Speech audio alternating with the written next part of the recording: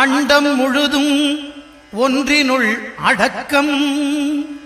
அதுவே ஆனை முகமெனும் ஓங்கார விளக்கம். சுழலும் கோள்கள் அவன் சொல் கேட்கும். அவனை தொழுதால் போதும் நல்லதே நடக்கும். ஆனை முகனை தொழுதால் நவக்கிரகங்களும் மகிழும். நல்லதே நடக்கும், நல்லதே நடக்கும்.